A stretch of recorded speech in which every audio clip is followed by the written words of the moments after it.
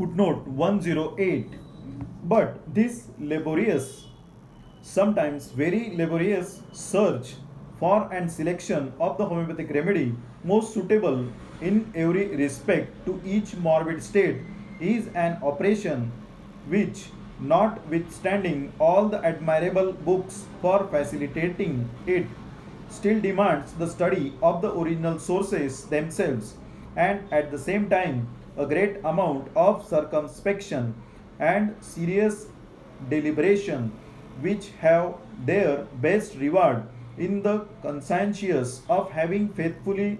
discharged our duty. How could his laborious care demanding task, by which alone the best way of curing diseases is rendered possible,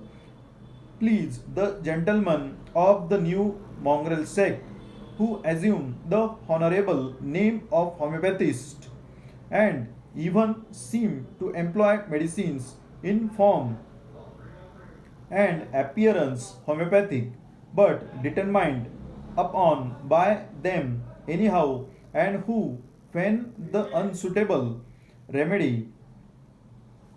does not immediately give relief, in place of laying the blame on their unpardonable ignorance and laxity in performing the most important and serious of all human affairs,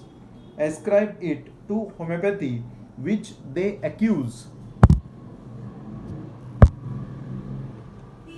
of great imperfection. If the truth be told, its imperfection consists in this, that the most suitable homeopathic remedy for each morbid condition does not spontaneously fly into their mouths like roasted pigeons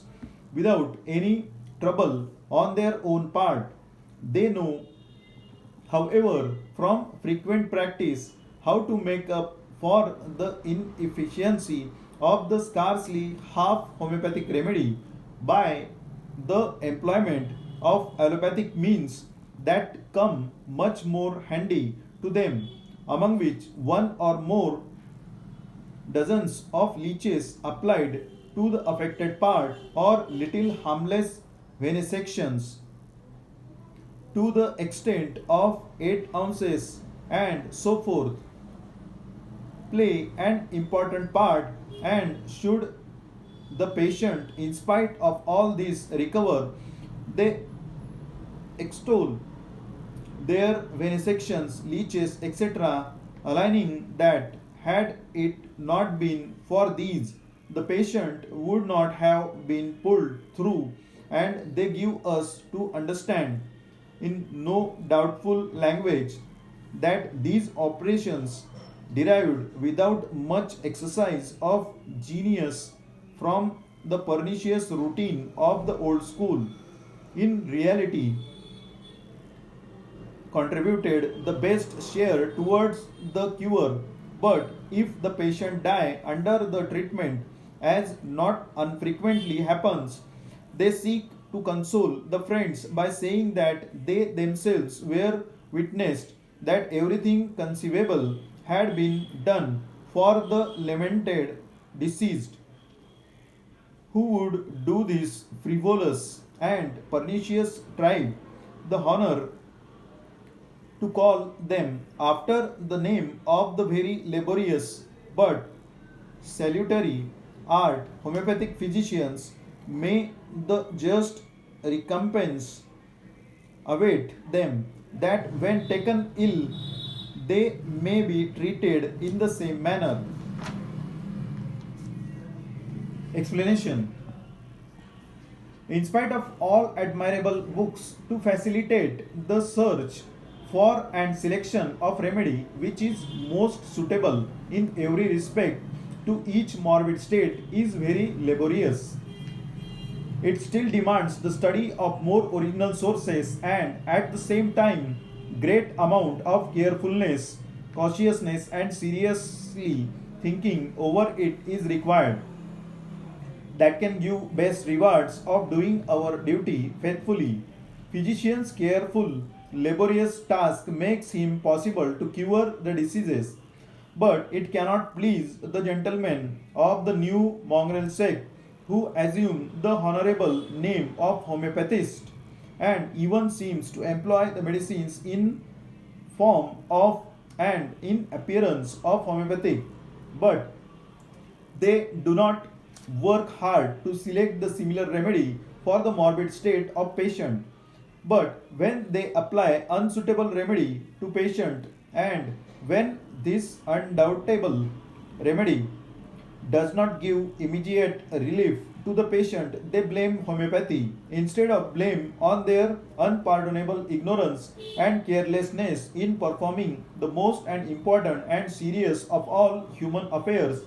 that is, to treat the deceased human beings. They, homeopathy, of its great imperfection. However, from frequent practice, they know how to make up or complete insufficiency of scarcely half homeopathic remedy employed in allopathic way that come much more handy, easy to select to them by adding leech therapy or little harmless venesection, which play an important part of treatment. If patient recovers, they give all credits to leech therapy and venesection, etc. Using all these therapies, venesection and derived without much exercise of genius from the pernicious routine of the old school, means to practice all these therapies more easy in their busy routine of the old school. In reality, these therapies contributed the best share towards cure. But if patient dies under the treatment, they seek to console the friends by saying that they themselves have done everything for the deceased one. Who will honor to this pernicious, harmful, and careless group of doctors after the name of very laborious, hard-working, salutary artist, homeopathic physician? May just recompensation should happen to themselves that when they fall sick, they may be treated in the same manner.